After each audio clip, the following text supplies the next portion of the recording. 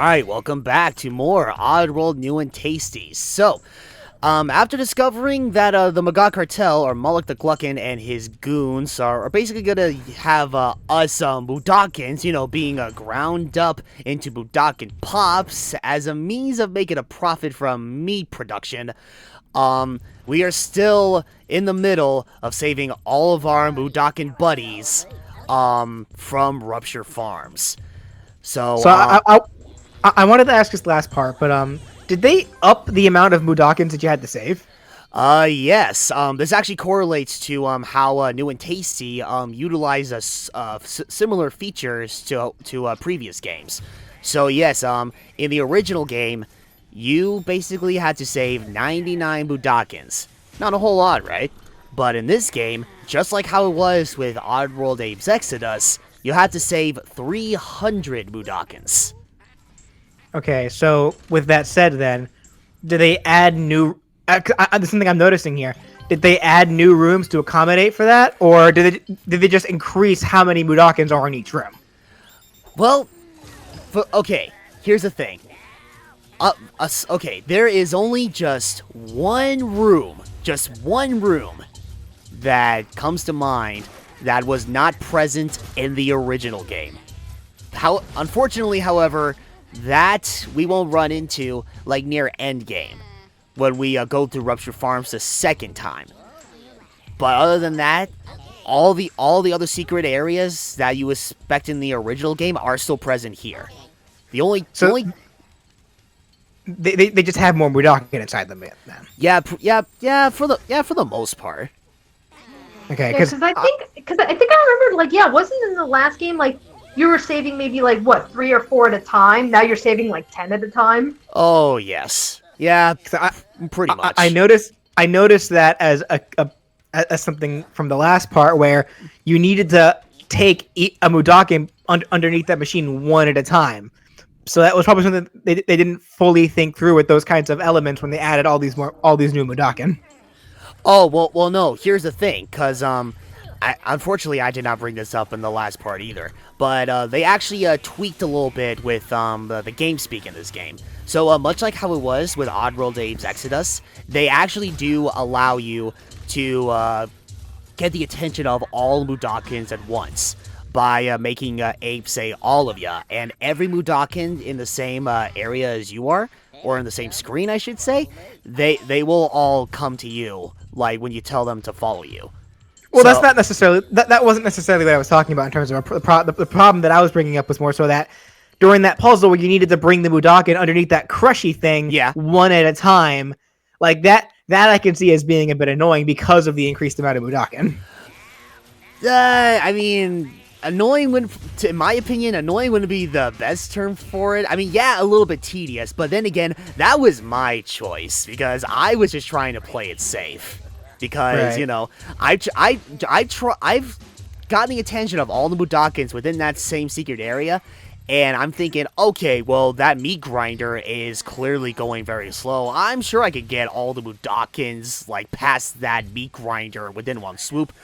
No, it did not work. So I'm just like, alright, you know what? I'm not taking any chances of losing any more lives. If I had to take all these Mudokons under that meat grinder one at a time, then so be it. I've done it numerous times in the previous game, because that's pretty much all you could do, given the lack of definitive game speak in the original game. It's like, you know what? I can do it here too. Right. But then again, that was probably the second instance I've ever had to get a hold of a Mudokons one at a time. Other than that, I always try to make sure that it's okay, if I see multiple Mudokons, I will get the attention of all of them at once, just to save some extra time. Meanwhile, I'm getting some major Donkey Kong Country Returns vibes here. Yeah, why? Because of the shadow drop and everything. Yeah. Yeah. So I was just minding my own business, doing my job, till suddenly an asshole just dropped the floor from under my feet. And then, hey, couldn't be any. I had it. My buddy had it way worse. He got mind controlled and then was forced to just jump off the ledge. Never been the same since. There's some dark times, man. Oh, let's go. This could very well just be, stupid idiot Danny talking here, but Wait, hold on. in the original, that's like, you see the mudokon that was scrubbing the floor and everything? That's like, I don't know, maybe it's the graphics update, if it's the camera angle so we're able to actually see it or something, but it's like, I'm actually noticing, like, bubbles. Like, scrubbing bubbles. Was that, like, what, like, was that in the original where you can actually see that level of detail, or? Oh, Probably no. not. Okay, yeah, because, like, because, again, I think that's because in the original game, from what I remembered, you could tell they were cleaning, but I think it's because it was a static screen, you weren't getting these up-close, camera angle shots, that's, like, yeah, I'm just like, wow, that's actually a really nice attention to detail. But for all I know, that was in the original, and again, this is just stupid idiot Danny not noticing. Oh, yeah. Oh, you're fine. Unfortunately, with the limitations of the PlayStation, sadly they couldn't get into that much detail with scrubbing bubbles and such, which is weird because even with the limitations of the original PlayStation game or whatnot, GT Interactive, they were still able to dish out like still one of the most gorgeous looking PlayStation cutscenes I've ever seen. They say they're running out of meat to grind, but like, what was that dropping from the ceilings into the meat grinder? Those are like carcasses from animals they've already slaughtered. Still looking through a lot of meat left on those bones. So no wonder losing profits. They're so wasteful. Fucking leftovers. It's Or is it like the scraps this and is tainted paramites or meat. something? We don't they need said was this. Yeah, well, I mean, that's like, what was it? The paramites and the scrabs. That's what they were using. Yeah, and they still are. They still are like capturing and slaughtering whatever they can find in regards to the paramites and the scrabs, Including themselves, as we noticed earlier today. thanks to Abe's chanting ability and possession. I'll make myself into a popsicle. Ugh. It's like, yeah, no, could you imagine, like, they would actually, go so far as to be like, okay, well, we've run out of Mudokon slaves to slaughter. Alright, you know what, screw it, let's just go ahead and just slaughter our security personnel. What are we gonna call those? Alright, so listen, we've run out of Mudokons to turn to popsicles. The only course of action is for all of you to kill yourselves. No, don't do it. That's not the answer, no.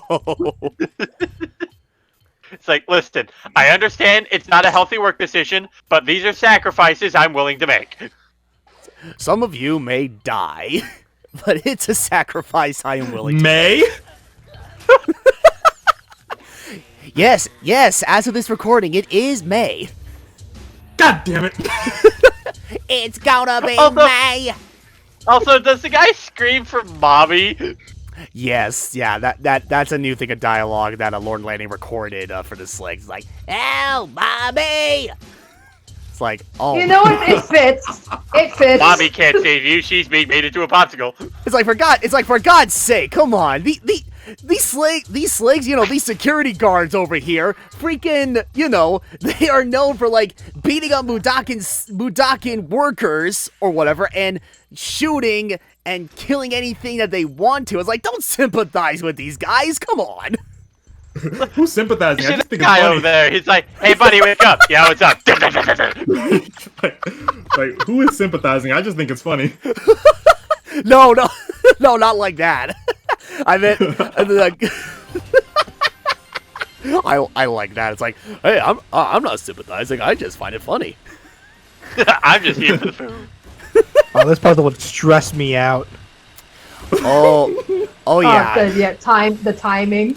Yeah, it's like, okay, going through this secret area in the original game, it's like, okay, it didn't look nearly as intimidating as this. I remembered when they first showcased this secret area, I believe during the first ever gameplay trailer for this remake, And I'm looking at this, I'm like, oh my god, these guys are not screwing around. Oh my god.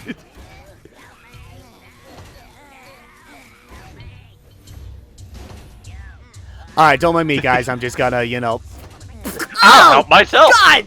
God, Slink got all over my face! The hell? Okay, I might be misremembering, but I could have sworn if you tried possessing a guy when you had other Mudokan around, that they would just shoot them in retaliation. I believe in rare cases, yes, that can happen, but actually, oh, you know what? Let's see. I'm trying to recall. Because I actually ran into a similar situation upon doing another practice run of this. I got the attention of all these Mudokons, and I was chanting to either possess the Slig or to save the Mudokons. And seeing as how the Mudokons were standing up and, you know, not working, that's when the Slig actually shot my all my Mudokon buddies in retaliation. But again, it's like when they were working and I started to possess a Slig, then he didn't do anything of the sort. He was still just running around and be like, oh god, help, no! And I was still able to possess the guy with no negative repercussions. Alright, now this... Ow. Yeah, now this is different from the original game. In the original game, you know, Abe, like, end up just jumping right into a barrel from that little chute there. This time around, he gets his first contact with Scrabs. Fresh meat, fresh meat. Well, no, well, And now to the stockyards. Yep. Oh, that's the end of Abe's Odyssey. Why would they make the bars separated enough for them to be able to fit their entire heads through? I mean, they're gonna be slaughtered anyway, and it's like, look, the important thing is that the bars aren't wide enough for their entire bodies to fit through. So it's like, this should be fine. It's not every day that a Mudokon, you know, just goes down a chute, goes right in between two unsuspecting Scrabs, and be like, oh, hey, fresh meat. Alright, well, that'll do it for the first run of RuptureFarms. Yeah, like I said before, we will be making a return to RuptureFarms in due time to save more of our Mudokon buddies. But we still got to escape, pretty much, and figure out how to save the rest. So, join us next time as we escape RuptureFarms and go through the stockyard. So, we will see you guys then.